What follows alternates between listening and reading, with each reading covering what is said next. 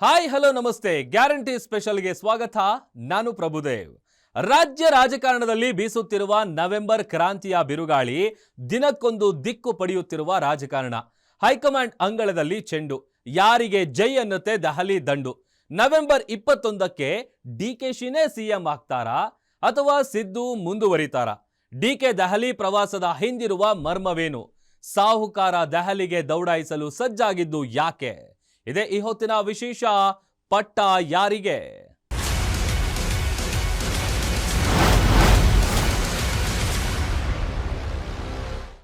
ಕೈಪಾಳ್ಯದಲ್ಲಿ ಈಗ ನವೆಂಬರ್ ಕ್ರಾಂತಿಯ ಟೆನ್ಷನ್ ಏನಾಗಲಿದೆ ಅನ್ನೋ ಕುತೂಹಲ. ಸಿದ್ದು ಸಿಡಿಮಿಡಿ, ಡಿಕೆಶಿ ಮೌನ ಎಲ್ಲರಲ್ಲೂ ಮೂಡಿಸಿದೆ ಆತಂಕ. ನವೆಂಬರ್ ಕ್ರಾಂತಿಗೆ ಡೇಟ್ ಫಿಕ್ಸ್ ಆಗಿದೆ. ದೆಹಲಿಯಲ್ಲಿ ಹೈಕಮಾಂಡ್ ಕಟ್ಟ ಕಡೆಯ ಆದೇಶ ನೀಡಲಿದ್ದಾರೆ. ಸಿಎಂ ಬದಲಾವಣೆಯ ವಿಷಯದಲ್ಲಿ ಹೈಕಮಾಂಡ್ ನಿಲುವೇನು? ಯಾವ ಮಾನದಂಡಗಳನ್ನ ಆಧರಿಸಿ ಯಾರನ್ನ ಪಟ್ಟದಲ್ಲಿ ಕೂರಿಸ್ತಾರೆ? ಸಿಎಂ ಸಿದ್ದು ಪದೇ ಪದೇ ಹೇಳುವ ಆ ಮಾತೆ ನಿಜವಾಗುತ್ತಾ? ಪಟ್ಟದ ಫೈಟ್ನಲ್ಲಿ ಡಿಕೆಶಿ ಗೆದ್ದು ರಾಜ್ಯದ ಸಿಎಂ ಗದ್ದುಗೆ ಏರ್ತಾರ? ಈ ಬಗ್ಗೆ ನೋಡೋಣ ಬನ್ನಿ.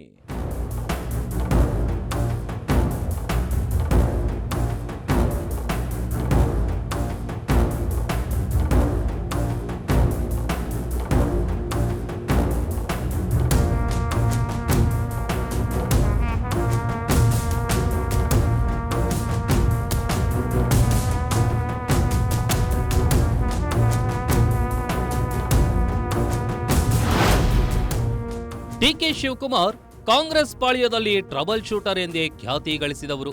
ಪಕ್ಷ ಸಂಕಷ್ಟಕ್ಕೆ ಸಿಕ್ಕಾಗ್ಲೆಲ್ಲ ತಮ್ಮದೇ ಚಾಣಾಕ್ಷ ರಾಜಕಾರಣದಿಂದ ಪಾರು ಮಾಡಿದವರು. ಅದ್ಭುತ ಸಂಘಟನೆಕಾರ ಎಂದು ಹೆಸರು ಗಳಿಸಿದವರು. ಕಳೆದ ಬಾರಿ ವಿಧಾನಸಭಾ ಚುನಾವಣೆಯಲ್ಲಿ ಕಾಂಗ್ರೆಸ್ ಗೆಲುವಿಗೆ ಡಿಕೆ ಕೊಡುಗೆ ದೊಡ್ಡದಿದೆ ಅಂತಲೇ ಹೈಕಮಾಂಡ್ನಿಂದಲೇ ಸೈ ಅನ್ನಿಸಿಕೊಂಡವರು. ಇಂತಹ ಟ್ರಬಲ್ ಶೂಟರ್ ತಾವೇ ಒಂದು ಟ್ರಬಲ್ನಲ್ಲಿ ಸಿಲುಕಿದ್ದಾರೆ. ಆ ಟ್ರಬಲ್ ಅನ್ನ ಶೂಟ್ ಮಾಡಿ ವಿಜಯ ಪತಾಕೆ ಹಾರಿಸ್ತಾರಾ ಕನಕಪುರ ಬಂಡೆ ಅನ್ನೋದು ಈಗ ಎಲ್ಲರಲ್ಲಿಯೂ ಕಾಡ್ತಿರುವ ಪ್ರಶ್ನೆ.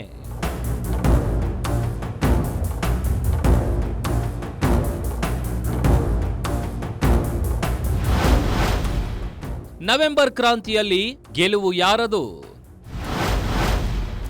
ಇಂದ್ರಪ್ರಸ್ಥದಲ್ಲಿ ಹೆಣೆಯಲಾಗಿದೆಯಾ ಇಂದ್ರಜಾಲ? ಕ್ರಾಂತಿ, ನವೆಂಬರ್ ಕ್ರಾಂತಿ, ಡಿಸೆಂಬರ್ ಕ್ರಾಂತಿ. ರಾಜ್ಯ ರಾಜಕಾರಣದಲ್ಲಿ ಈ ಕ್ರಾಂತಿಯದ್ದೇ ಮಾತು. ಆದರೆ ಅಸಲಿಗೆ ಏನಾಗ್ತಿದೆ ಅನ್ನೋದು ಸಸ್ಪೆನ್ಸ್ನಲ್ಲಿಯೇ ಉಳಿದಿದೆ. ಆದರೆ ಈ ತಿಂಗಳಲ್ಲಿ ರಾಜ್ಯ ರಾಜಕಾರಣ ಅನೇಕ ತಿರುವು ಪಡೆಯೋದು ನಿಶ್ಚಿತ ಅನ್ನೋದು ಮೇಲ್ನೋಟಕ್ಕೆ ಸ್ಪಷ್ಟವಾಗಿ ಕಾಣ್ತಿದೆ. ಪವರ್ ಶೇರಿಂಗ್ ವಿಚಾರವಾಗಿ ದೊಡ್ಡ ಮಟ್ಟದ ಚರ್ಚೆಗಳು ನಡೆಯುತ್ತಿವೆ.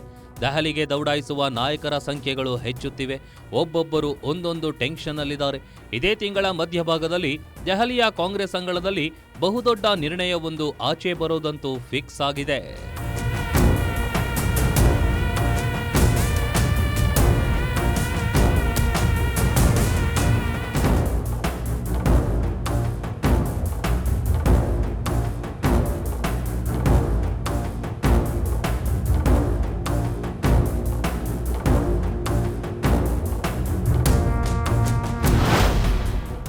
ಸದ್ಯ 50-50 ಪವರ್ ಶೇರಿಂಗ್ ವಿಚಾರದಲ್ಲಿ ಹೈಕಮಾಂಡ್ ಕೂಡ ಧರ್ಮ ಸಂಕಟದಲ್ಲಿ ಸಿಲುಕಿದೆ. ಕಾರಣ, ಉಭಯ ನಾಯಕರಲ್ಲಿ ಯಾರಿಗೆ ಅಸಮಾಧಾನವಾದರೂ ಕೂಡ ಮುಂದಿನ ಚುನಾವಣೆಯಲ್ಲಿ ಕಾಂಗ್ರೆಸ್ಗೆ ಭಾರೀ ಹೊಡೆತ ಬೀಳೋದಂತೂ ಫಿಕ್ಸ್. ಸಿದ್ದರಾಮಯ್ಯ ಹಾಗೂ ಡಿಕೆಶಿ ಸಮಾನ ರಾಜಕೀಯ ಶಕ್ತಿ ಹೊಂದಿರುವ ನಾಯಕರು. ನಮ್ಮ ನಾಯಕನಿಗೆ ಅನ್ಯಾಯವಾಗಿದೆ ಅನ್ನಿಸಿದ್ರೆ ಸಾಕು, ಆ ಸಮುದಾಯ ಕಾಂಗ್ರೆಸ್ನೊಂದಿಗೆ ಮುನಿಸಿಕೊಳ್ಳುವ ಸಾಧ್ಯತೆ ಇದೆ. ಸಿದ್ದರಾಮಯ್ಯ ನಾಯಕತ್ವ ಅವ್ರ ರಾಜಕಾರಣದಲ್ಲಿ ಸಕ್ರಿಯವಾಗಿರಬೇಕು. Is leadership is very very very important. Shivakumar ಅವರು ಸಾಕಷ್ಟು ಇದರಲ್ಲಿ ಹೋರಾಟ ಮಾಡಿದ್ದಾರೆ, ಸಂಘಟನೆ ಮಾಡಿದ್ದಾರೆ. ಪಕ್ಷವನ್ನು ಈ ಮಟ್ಟಕ್ಕೆ ಇವತ್ತು 140 MLAಗಳನ್ನು ಮಾಡಲಿಕ್ಕೆ ಅವ್ರ ಶ್ರಮ, ಬೆವರು, ಹೋರಾಟ ಎಲ್ಲವೂ ಕೂಡ ಇದೆ. ಅವ್ರಿಗೆ ಇವತ್ತು ಒಂದು ಅವಕಾಶ, ಸೂಕ್ತವಾದ ಸಮಯ ಇದು. ಮುಂದಕ್ಕೆ ನಮಗೆ 2028ಕ್ಕೆ ಸರ್ಕಾರ ಬರಲಿಕ್ಕೆ ಒಂದು ಒಳ್ಳೆ ಸುಗಮವಾದಂಥ ಹಾದಿ ಆಗ್ತದೆ. ಅವನಿಟ್ಟು ತಾವು ಮಾಡಿಕೊಡಿ ಅಂದ್ಬಿಟ್ಟು ಅವ್ರಿಗೆ ನಾನು ಮನವಿ ಮಾಡಿಕೊಂಡಿದ್ದೀನಿ. ನವೆಂಬರ್ 21ಕ್ಕೆ ಡಿಕೆ ಶಿವಕುಮಾರ್ ದೆಹಲಿಗೆ. ಪಟ್ಟಾಭಿಷೇಕ ಪಕ್ಕಾ ಮಾಡಿಕೊಂಡು ಬರ್ತಾರಾ? ಯತೀಂದ್ರ ಸಿದ್ದರಾಮಯ್ಯ ಮುಂದಿನ ಸಿದ್ದು ಉತ್ತರಾಧಿಕಾರಿ ಸತೀಶ್ ಜಾರಕಿಹೊಳಿ ಅನ್ನೋ ರೀತಿಯಲ್ಲಿ ಮಾತನಾಡಿದಾಗ ಅದು ಭಾರೀ ಚರ್ಚೆಗೆ ಗ್ರಾಸವಾಗಿತ್ತು. ಡಿಕೆಶಿಯನ್ನ ಸೈಡ್ಲೈನ್ ಮಾಡಲು ಸುಪುತ್ರನಿಂದ ಈ ದಾಳ ಉರುಳಿಸಿದ್ರ ಸಿಎಂ ಸಿದ್ದು ಅನ್ನೋ ಗಹನವಾದ ರಾಜಕೀಯ ವಾದ ವಿವಾದಗಳಿಗೆ ಕಾರಣವಾಗಿತ್ತು. ಅದಾದ ಬಳಿಕ ಡಿಕೆಶಿ ದೆಹಲಿಗೆ ತೆರಳಿ ರಾಹುಲ್ ಗಾಂಧಿ ಭೇಟಿಯಾಗಲು ಸಜ್ಜಾಗಿದ್ರು. ಆದರೆ ಅವಕಾಶ ಸಿಗದೆ ನವೆಂಬರ್ 21ಕ್ಕೆ ಡೇಟ್ ಫಿಕ್ಸ್ ಮಾಡಿಕೊಂಡು ಬಂದಿದ್ದಾರೆ. ನವೆಂಬರ್ 21ರಂದು ದೆಹಲಿಗೆ ತೆರಳಲಿರುವ ಡಿಕೆಶಿ ತಮ್ಮ ಪಟ್ಟಾಭಿಷೇಕದ ದಿನಾಂಕವನ್ನ ಕನ್ಫರ್ಮ್ ಮಾಡಿಕೊಂಡೇ ಬರ್ತಾರಾ ಅನ್ನೋ ಕುತೂಹಲವೂ ಕೂಡ ಮೂಡಿದೆ.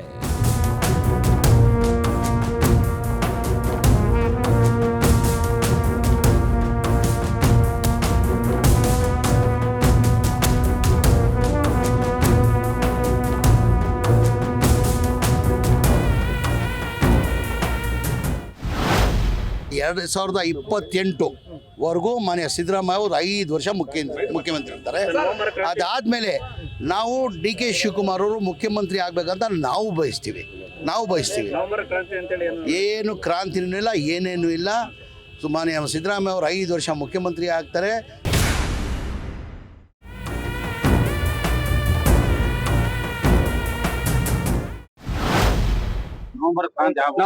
ಮೈಸೂರಲ್ಲೇ ಹೇಳಿದ್ದೀನಿ, ನೋ ಕ್ರಾಂತಿ, ಇಟ್ ಇಸ್ ಓನ್ಲಿ ಶಾಂತಿ.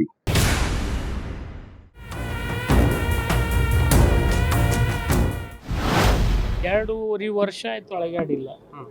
ಮುಂದೆ ಇನ್ನು 2.5 ವರ್ಷ ಅಳಗಾಡಂಗಿಲ್ಲ. ಅದು ಕಾಂಗ್ರೆಸ್ದವ್ರ ಜೊತೆನೇ ಇರ್ತದೆ. ಪಟ್ಟು ಬಿಡದ ಡಿಸಿಎಂ, ಗುಟ್ಟು ಬಿಟ್ಟು ಕೊಡದ ಸಿಎಂ. ಅಸಲಿಗೆ ಕಾಂಗ್ರೆಸ್ ಪಾಳ್ಯದಲ್ಲಿ ಆಗ್ತಿರೋದೇನು? ಕಳೆದ ಹಲವು ತಿಂಗಳುಗಳಿಂದ ಈ ಒಂದು ಗೇಮ್ ಜಾರಿಯಲ್ಲಿದೆ. ಡಿಕೆಶಿ ಸಿಎಂ ವಿಚಾರದಲ್ಲಿ ಯಾರು ಎಷ್ಟೇ ಪ್ರಚೋದಿಸಿದ್ರೂ ಬಾಯಿ ಬಿಡ್ತಿಲ್ಲ. ಆಕ್ರಮಣಕಾರಿ ಹೇಳಿಕೆಗೆ ಖ್ಯಾತಿಯಾಗಿರೋ ಡಿಕೆ ಶಿವಕುಮಾರ್ ಈ ಬಗ್ಗೆ ಮಾತನಾಡುವವರ ಬಳಿ ಮಾತನಾಡ್ತೇನೆ ಅಷ್ಟೇ ಅನ್ನೋ ಒಂದು ವಾಕ್ಯದ ಉತ್ತರ ಪಟ್ಟು ಬಿಡುತ್ತಲೇ ಇಲ್ಲ. ಇನ್ನು ಸಿಎಂ ಸಿದ್ದರಾಮಯ್ಯ 5 ವರ್ಷ ನಾನೇ ಮುಖ್ಯಮಂತ್ರಿ ಅಂತ ಹೇಳಿ ಅದಕ್ಕೊಂದು ಕಾಮ ಕೊಟ್ಟು ನಂತರ ಹೈಕಮಾಂಡ್ ಏನ್ ತೀರ್ಮಾನ ಮಾಡುತ್ತೋ ಅದಕ್ಕೆ ಬದ್ಧ ಅಂತ ವಾಕ್ಯ ಪೂರ್ಣಗೊಳಿಸುತ್ತಿದ್ದಾರೆ. ಹೀಗಾಗಿ ಅಸಲಿಗೆ ಕಾಂಗ್ರೆಸ್ ಪಾಳ್ಯದಲ್ಲಿ ಏನ್ ನಡೀತಿದೆ ಅನ್ನೋದು ಇನ್ನೂ ಅಸ್ಪಷ್ಟವಾಗಿಯೇ ಇದೆ. ಹೌದು, ನಾನೇ. ಸಿದ್ದು ಪಾಳ್ಯದಲ್ಲಿ ಆತಂಕ ಸೃಷ್ಟಿಸಿದ ಡಿಕೆ ಮೌನ. ಮುಂದಿನ ದಾಳ ಯಾವುದು? ಟೆನ್ಷನ್ನಲ್ಲಿ ಬಣ. ಒಂದು ಕಡೆ ಸಿದ್ದರಾಮಯ್ಯ ಹಾಗೂ ಅವರ ಬೆಂಬಲಿಗರು 5 ವರ್ಷ ಸಿದ್ದುನೇ ಸಿಎಂ ಅನ್ನೋ ರೀತಿಯಲ್ಲಿ ಮಾತನಾಡ್ತಿದ್ರೆ, ಇತ್ತ ಡಿಕೆಶಿ ಮಾತ್ರ ಮೌನಕ್ಕೆ ಶರಣಾಗಿದ್ದಾರೆ. ಸಿಎಂ ಬದಲಾವಣೆ ಹಾಗೂ ನವೆಂಬರ್ ಕ್ರಾಂತಿಯ ವಿಚಾರವಾಗಿ ಏನೂ ಮಾತನಾಡ್ತಿಲ್ಲ.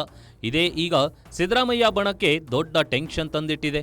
ಡಿಕೆಶಿ ಮೌನವಾಗಿದ್ಕೊಂಡು ಯಾವ ದಾಳ ಉರುಳಿಸುತ್ತಿದ್ದಾರೆ ಅಂತ ಊಹಿಸಲು ಕೂಡ ಆಗದೆ ಗಲಿಬಿಲಿಗೊಂಡಿದ್ದಾರೆ. ಇಷ್ಟು ದಿನ ಮಾತನ್ನ ಶಕ್ತಿಯನ್ನಾಗಿ ಮಾಡಿಕೊಂಡಿದ್ದ ಡಿಕೆಶಿ ಈಗ ಮೌನವನ್ನ ತಮ್ಮ ಅಸ್ತ್ರವನ್ನಾಗಿ ಮಾಡಿಕೊಂಡಿದ್ದಾರೆ. ತಾವೇ ಗಣರಾಜ್ಯ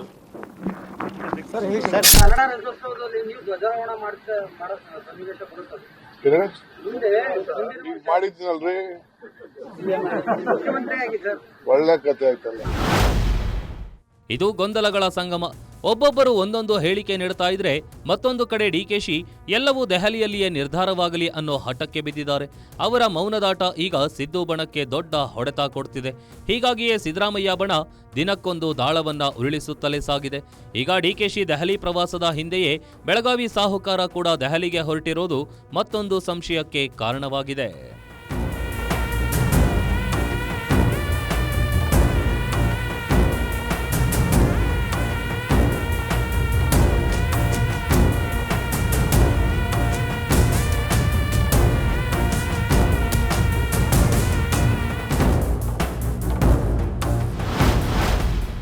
ಡಿಕೆಶಿಗೂ ಮೊದಲೇ ಸತೀಶ್ ಜಾರಕಿಹೊಳಿ ದೆಹಲಿಗೆ. ಸೋಮವಾರದಿಂದ 3 ದಿನ ದೆಹಲಿ ಪ್ರವಾಸ. ನವೆಂಬರ್ ಕ್ರಾಂತಿ ದಿನದಿಂದ ದಿನಕ್ಕೆ ಹೇಗೆ ಕಾವು ಪಡೆದುಕೊಳ್ತಿದೆ ಅನ್ನೋದಕ್ಕೆ ಮತ್ತೊಂದು ನಿದರ್ಶನ ಇದು.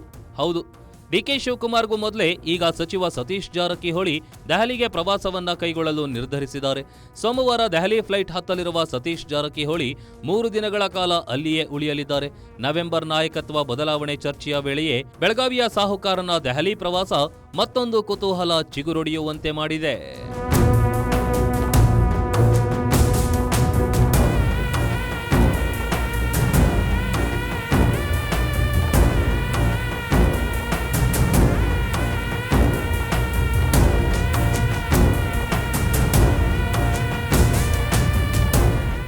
ಕಾಂಗ್ರೆಸ್ ನಾಯಕರು ಒಬ್ಬರಾದ ಮೇಲೆ ಒಬ್ಬರು ದೆಹಲಿಗೆ ದೌಡಾಯಿಸ್ತಾ ಇದ್ದಾರೆ.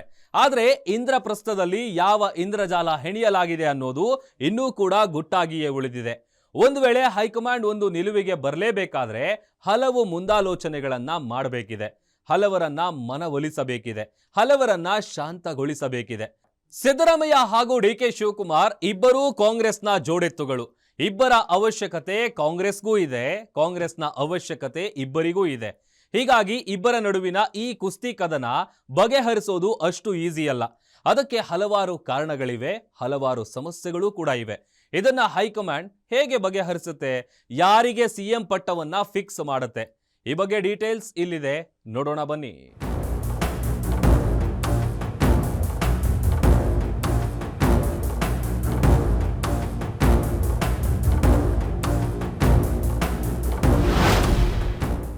ಸಿದ್ದರಾಮಯ್ಯ ತಮ್ಮದೇ ರಾಜಕೀಯ ಶಕ್ತಿ ಹೊಂದಿರುವ, ಸುದೀರ್ಘ ರಾಜಕಾರಣ ಮಾಡಿರೋ ಅನುಭವ ಇರುವ ರಾಜಕಾರಣಿ. ಡಿಸಿಎಂ ಆಗಿ 2 ಬಾರಿ ಸಿಎಂ ಆಗಿ 2 ಬಾರಿ ವಿರೋಧ ಪಕ್ಷದ ನಾಯಕರಾಗಿ ಕೆಪಿಸಿಸಿ ಅಧ್ಯಕ್ಷರಾಗಿ ಕಾರ್ಯನಿರ್ವಹಿಸಿದ್ದಾರೆ. ಮತ್ತೊಂದು ಕಡೆ ಡಿಸಿಎಂ ಡಿಕೆ ಶಿವಕುಮಾರ್ ಕಟ್ಟಾ ಕಾಂಗ್ರೆಸ್ಸಿಗ, ಪಕ್ಷದ ನಿಷ್ಠಾವಂತ ನಾಯಕ, ಪಕ್ಷ ಸಂಘಟನೆಯ ನಿಸ್ಸೀಮ ನಾಯಕ. ಹಲವು ಸಚಿವ ಸ್ಥಾನಗಳನ್ನು ನಿಭಾಯಿಸಿ ಕೆಪಿಸಿಸಿ ಅಧ್ಯಕ್ಷರಾಗಿ ಈಗ ಡಿಸಿಎಂ ಕೂಡ ಆಗಿದ್ದಾರೆ. ಹೀಗಿರುವಾಗ ಇಬ್ಬರು ಕೂಡ ಕೈಪಡೆಗೆ ಮುಖ್ಯ. ಇಬ್ಬರಲ್ಲಿ ಒಬ್ಬರಿಗೆ ಬೇಜಾರಾದರೂ ನಷ್ಟ ಆಗೋದು ಕಾಂಗ್ರೆಸ್ಸಿಗೆ.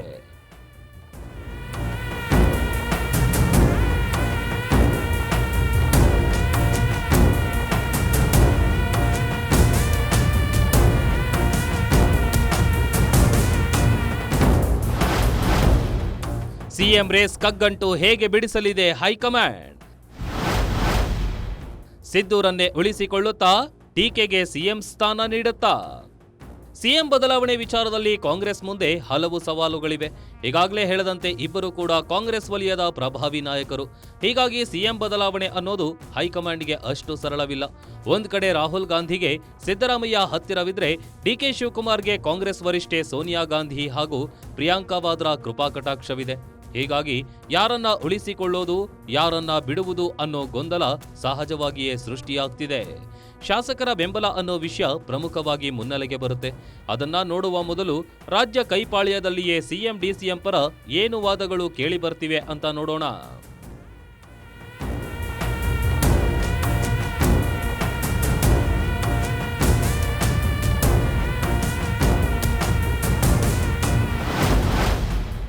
ಸಿಎಂ ಸಿದ್ದರಾಮಯ್ಯ ನಾಯಕತ್ವ ಅನಿವಾರ್ಯ. ಇನ್ನು ವಯಸ್ಸಿದೆ, ಅವರೇ ಮುಂದುವರಿಯಲಿ.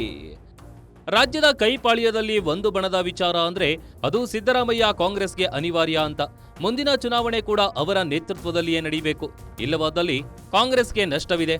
ಸಿದ್ದರಾಮಯ್ಯ ಮಾಸ್ ಅಪೀಲ್ ಇರುವ ನಾಯಕ, ಹೀಗಾಗಿ ಅವರ ನಾಯಕತ್ವ ಬೇಕು. ಅವರಿಗೆ ಇನ್ನೂ ಕೂಡ ವಯಸ್ಸಿದೆ. ಇಷ್ಟು ಬೇಗ ಚುನಾವಣಾ ರಾಜಕೀಯದಿಂದ ದೂರ ಇಡುವುದು ಬೇಡ ಅನ್ನೋ ಮಾತುಗಳು ಕೇಳಿ ಬರ್ತಿವೆ.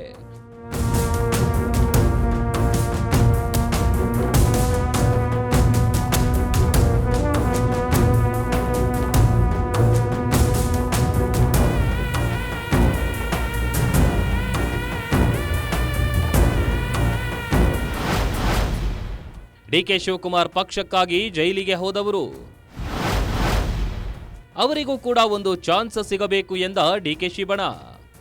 ಇನ್ನು ಡಿಕೆ ಶಿವಕುಮಾರ್ ಪರ ಕೂಡ ಈಗ ಸಾಫ್ಟ್ ಕಾರ್ನರ್ಗಳು ಕೈಪಾಳ್ಯದಲ್ಲಿ ಕೇಳಿ ಬರ್ತಿವೆ. ಡಿಕೆ ಶಿವಕುಮಾರ್ ಪಕ್ಷಕ್ಕಾಗಿ ದುಡಿದವರು, ಪಕ್ಷಕ್ಕಾಗಿ ಜೈಲು ಕೂಡ ಕಂಡು ಬಂದವರು. ಈಗ ಅವರಿಗೆ ಅವಕಾಶ ನೀಡದಿದ್ರೆ ಅನ್ಯಾಯವಾದಂತಾಗುತ್ತೆ. ಅವರಿಗೂ ಕೂಡ ಒಂದು ಚಾನ್ಸ್ ಸಿಗಬೇಕು. ಕಾಂಗ್ರೆಸ್ 136 ಸ್ಥಾನ ಗಳಿಸುವಲ್ಲಿ ಡಿಕೆ ಶಿವಕುಮಾರ್ ಅವರ ಶ್ರಮ ದೊಡ್ಡದಿದೆ ಅನ್ನೋ ಮಾತುಗಳು ಡಿಕೆಶಿ ಪರ ಕೇಳಿ ಬರ್ತಿವೆ.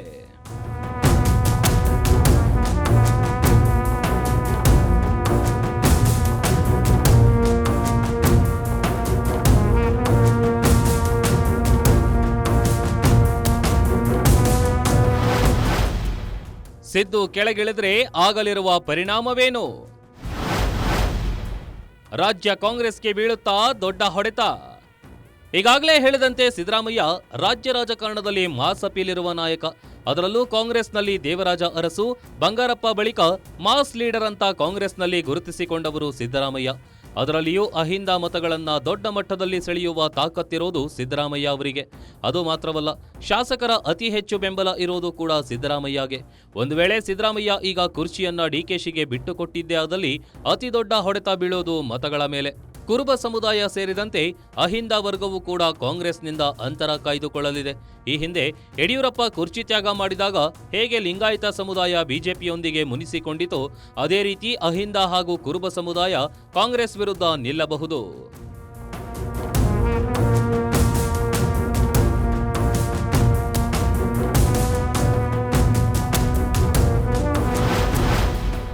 ಡಿಕೆಶಿಗೆ ಪಟ್ಟ ಕಟ್ಟದಿದ್ರೂ ಇದೇ ಒಂದು ಸಮಸ್ಯೆ. ಹೈಕಮಾಂಡ್ಗೆ ಇದೇ ಒಂದು ಬಿಗ್ ಚಾಲೆಂಜ್. 2.5 ವರ್ಷಗಳ ಬಳಿಕ ಡಿಕೆಶಿಗೆ ಸಿಎಂ ಮಾಡೋದಾಗಿ ಹೈಕಮಾಂಡ್ ಬಂಡೆಗೆ ಮಾತು ಕೊಟ್ಟಿದೆ ಅನ್ನೋ ಗುಸುಗುಸುಗಳು ಪ್ರಮಾಣ ವಚನ ಸ್ವೀಕಾರದ ದಿನಗಳಿಂದಲೂ ನಡೆಯುತ್ತಿವೆ.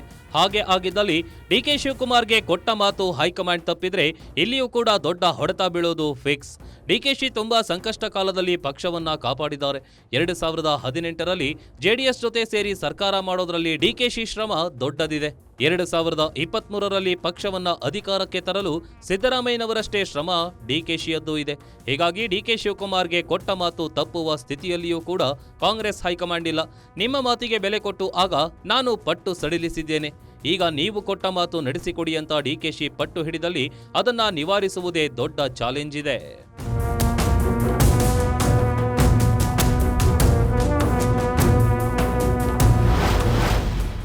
ಬಂಡೆಗೆ ಕುರ್ಚಿ ತಪ್ಪಿದ್ರೆ ಮುನಿಸಿಕೊಳ್ಳುತ್ತೆ ಸಮುದಾಯ. ಹಳೆ ಮೈಸೂರು ಭಾಗದಲ್ಲಿಯೂ ಕೂಡ ದೊಡ್ಡ ಹೊಡೆತ. 2023ರ ಚುನಾವಣೆಗೂ ಮುನ್ನ ಪ್ರತಿ ಭಾಷಣದಲ್ಲಿಯೂ ಡಿಕೆ ಶಿವಕುಮಾರ್ ಎಸ್ಎಂ ಕೃಷ್ಣ ಬಳಿಕ ನಮ್ಮ ಸಮುದಾಯದ ನಾಯಕನಿಗೆ ಮತ್ತೆ ಸಿಎಂ ಅವಕಾಶ ಆಗುವ ಸಮಯ ಸಿಕ್ಕಿದೆ, ಈ ಅವಕಾಶ ಕಳೆದುಕೊಳ್ಳಬೇಡಿ ಅಂತಲೇ ಒಕ್ಕಲಿಗ ಸಮುದಾಯಕ್ಕೆ ಹೇಳಿದ್ದಾರೆ. ಡಿಕೆ ಎಸೆದ ಈ ಟ್ರಂಪ್ ಕಾರ್ಡ್ ಹಳೆ ಮೈಸೂರು ಭಾಗದಲ್ಲಿ ದೊಡ್ಡ ಮಟ್ಟದಲ್ಲಿ ಯಶಸ್ವಿಯಾಯಿತು. ಜೆಡಿಎಸ್ನ ಎಲ್ಲಾ ಭದ್ರಕೋಟೆಗಳು ಕಾಂಗ್ರೆಸ್ ವಶಕ್ಕೆ ಬಂದವು. ಒಂದು ವೇಳೆ ಡಿಕೆಶಿಗೆ ಸಿಎಂ ಸ್ಥಾನ ದೊರೆಯದೇ ಇದ್ದಲ್ಲಿ ಒಕ್ಕಲಿಗ ಸಮುದಾಯ ಅಕ್ಷರಶಃ ಕುದ್ದು ಹೋಗಲಿದೆ. ವಿಪಕ್ಷಗಳಿಗೆ ಮುಂದಿನ ಚುನಾವಣೆಯಲ್ಲಿ ಇದೇ ಅಸ್ತ್ರವಾಗಲಿದೆ. ಇದು ಹಳೆ ಮೈಸೂರು ಭಾಗದಲ್ಲಿ ಡಿಕೆಶಿ ಕಟ್ಟಿದ ಕಾಂಗ್ರೆಸ್ ಕೋಟೆಯನ್ನ ಉರುಳಿಸುವ ಸಾಧ್ಯತೆ ಇದೆ.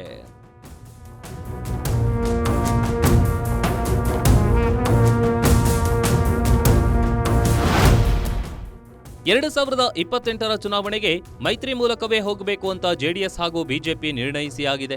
ಒಂದು ವೇಳೆ ಡಿಕೆ ಶಿವಕುಮಾರ್ಗೆ ಸಿಎಂ ಸ್ಥಾನ ನೀಡದೆ ಹೋದಲ್ಲಿ ಕಾಂಗ್ರೆಸ್ ಒಕ್ಕಲಿಗರು ಸಿಎಂ ಆಗಲಿದ್ದಾರೆ ಎಂದು ವೋಟ್ ಕೇಳಿ ಒಕ್ಕಲಿಗ ಸಮುದಾಯಕ್ಕೆ ಮೋಸ ಮಾಡಿದೆ ಅಂತ ಇದೇ ಜೆಡಿಎಸ್ ಹಳೆ ಮೈಸೂರು ಭಾಗದಲ್ಲಿ ಪ್ರಚಾರ ಮಾಡಿ ತಮ್ಮ ಜೋಳಿಗೆಯಿಂದ ಉದುರಿ ಹೋಗಿರುವ ಮತಗಳನ್ನ ವಾಪಸ್ ತುಂಬಿಕೊಳ್ಳುವ ಸಾಧ್ಯತೆ ಇದೆ. ಹೀಗಾಗಿ ಡಿಕೆ ಶಿವಕುಮಾರ್ರನ್ನ ಅಷ್ಟು ಸರಳವಾಗಿ ಉದಾಸೀನ ಮಾಡುವ ಸ್ಥಿತಿಯಲ್ಲಿಯೂ ಕೂಡ ಕಾಂಗ್ರೆಸ್ ಇಲ್ಲ.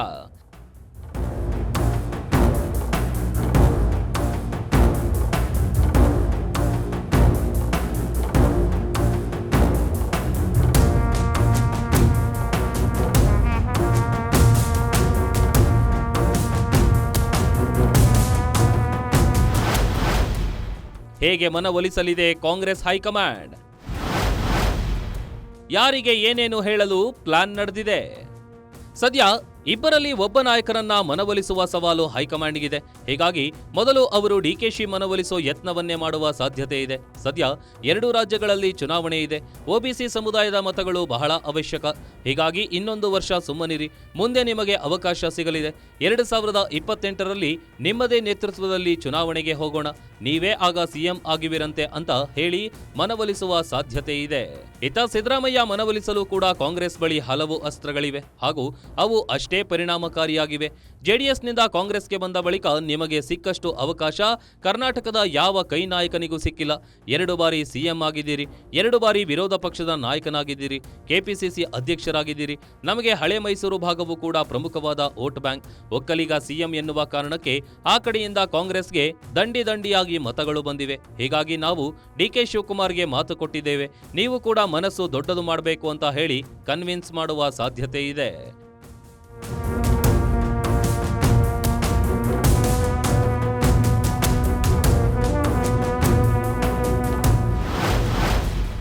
ಕ್ರಾಂತಿಗೂ ಮೊದಲೇ ಶಾಂತಗೊಂಡ್ರ ಡಿಕೆಶಿ. ಸೋನಿಯಾ ಗಾಂಧಿ ತ್ಯಾಗದ ಕಥೆ ಹೇಳಿದ್ದೇಕೆ? ನವೆಂಬರ್ ಕ್ರಾಂತಿಯ ಮೊದಲೇ ಡಿಕೆ ಶಿವಕುಮಾರ್ ಶಾಂತಿ ಮಾತು ಆಡಿದ್ರಾ ಅನ್ನೋ ಅನುಮಾನಗಳು ಸದ್ಯ ಕಾಡ್ತಿವೆ. ಕಾರಣ ಮಾಜಿ ಪ್ರಧಾನಿ ಇಂದಿರಾ ಗಾಂಧಿ ಪುಣ್ಯಸ್ಮರಣೆ ವೇಳೆ ಡಿಕೆಶಿ ಆಡಿದ ಮಾತು ದೊಡ್ಡ ಚರ್ಚೆಗೆ ಕಾರಣವಾಗಿದೆ. ಎಲ್ಲ ಅವಕಾಶಗಳಿದ್ರೂ ಸೋನಿಯಾ ಗಾಂಧಿ ಅವರು 2 ಬಾರಿ ಪ್ರಧಾನಿ ಹುದ್ದೆಯನ್ನ ತ್ಯಾಗ ಮಾಡಿದ್ರು ಅಂತ ಸೋನಿಯಾ ಗಾಂಧಿ ತ್ಯಾಗವನ್ನ ನೆನಪಿಸುವ ಮೂಲಕ ಯಾವುದೋ ಸಂದೇಶ ನೀಡಿದ್ದಾರೆ ಅಂತಲೇ ಇದನ್ನ ವ್ಯಾಖ್ಯಾನಿಸಲಾಗ್ತಿದೆ. ಸೋನಿಯಾ ಗಾಂಧಿ ಈ ದೇಶದ ಪ್ರಧಾನಮಂತ್ರಿ ಆದಂತಹ ಒಂದು ದೊಡ್ಡ ಅವಕಾಶ ಇದೆ. ಈ ದೇಶದಲ್ಲಿ ಅನೇಕರು ಟೀಕೆ ಮಾಡೋದು ಸಾಧ್ಯ ಇಲ್ಲ, ನಾವು ತಲೆ ಬೋಳಿಸ್ತೀವಿ ಅಂತೇಳಿ ಸುಷ್ಮಾ ಸ್ವರಾಜ್ ಮತ್ತು ಮಧ್ಯಪ್ರದೇಶದ ಮಾಜಿ ಮುಖ್ಯಮಂತ್ರಿ ಅವರು ಕೂಡ ಹೇಳಿದ್ರು. ಆದರೆ ಇವತ್ತು ಅವತ್ತಿನ ಕಾಲದಲ್ಲಿ ಯುಪಿಎ ರಚನೆ ಆದಾಗ ಎಲ್ಲ ಕಾಂಗ್ರೆಸ್ ಮತ್ತು ಯುಪಿಯವರೆಲ್ಲ ಸೇರಿ ಈ ದೇಶಕ್ಕೆ ಆ ತಾಯಿ ಸೋನಿಯಾ ಗಾಂಧಿ ಅವರಿಗೆ ಈ ದೇಶದ ಪ್ರಧಾನಮಂತ್ರಿ ಅಂತ ಹೇಳಿ ಅವರಿಗೆ ತ್ಯಾಗವನ್ನ ಅಧಿಕಾರವನ್ನು ಕೊಟ್ಟೋದನ್ನ ನಾವೆಲ್ಲ ಗಮನಿಸಿದ್ವಿ. ಆದರೆ ಅವರು ಮುಂದೆ ನನಗೆ ಮುಖ್ಯ ಅಧಿಕಾರ ಒಬ್ಬ ಆರ್ಥಿಕ ತಜ್ಞ ಮನಮೋಹನ್ ಸಿಂಗ್ ಅವರಿಗೆ ಈ ದೇಶದ ಪ್ರಧಾನಮಂತ್ರಿ ಸ್ಥಾನ ಕೊಡಬೇಕು ಅಂತ ಹೇಳಿ ಅವರು ಪ್ರಧಾನಮಂತ್ರಿ ಸ್ಥಾನವನ್ನು ಕೂಡ ತ್ಯಾಗವನ್ನು. ಕ್ರಾಂತಿಯ ವೇಳೆಯೇ ಶಾಂತವಾದ್ರ ಡಿಕೆ ಶಿವಕುಮಾರ್ ಅನ್ನೋ ಮಾತುಗಳು ಹಾಗೂ ಅವರು ಕೂಡ ಸಿಎಂ ಸ್ಥಾನದ ತ್ಯಾಗಕ್ಕೆ ಮುಂದಾದ್ರ ಅನ್ನೋ ಅನುಮಾನಗಳು ಮೂಡುವಂತೆ ಮಾಡಿವೆ. ಆದರೆ ಇದು ಕೂಡ ಡಿಕೆಶಿ ಪರೋಕ್ಷವಾಗಿಯೇ ಉರುಳಿಸಿದ ಒಂದು ದಾಳ ಅಂತಲೇ ಹೇಳಲಾಗ್ತಿದೆ.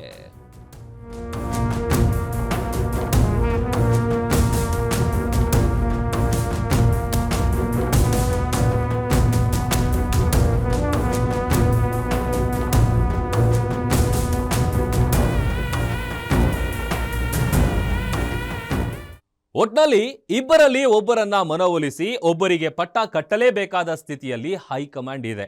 ಯಾರಿಗೆ ಪಟ್ಟಾಧಿಕಾರ ಸಿಗಲಿದೆ, ಇವರೇ ಸಿಎಂ ಅಂತ ಯಾರ ಹೆಸರು ಬರಲಿದೆ ಅನ್ನೋದು ಗೊತ್ತಾಗಲು ಕೇವಲ ಕೆಲವು ದಿನಗಳು ಮಾತ್ರ ಬಾಕಿ ಇವೆ. ಅಲ್ಲಿವರೆಗೂ ಕಾಯಲೇಬೇಕು. ಇದಾಗಿತ್ತು ಈ ಹೊತ್ತಿನ ಗ್ಯಾರಂಟಿ ಸ್ಪೆಷಲ್. ನೋಡ್ತಾ ಇರಿ ಗ್ಯಾರಂಟಿ ನ್ಯೂಸ್, ಸುದ್ದಿ ಖಚಿತ, ನ್ಯಾಯ ನಿಶ್ಚಿತ.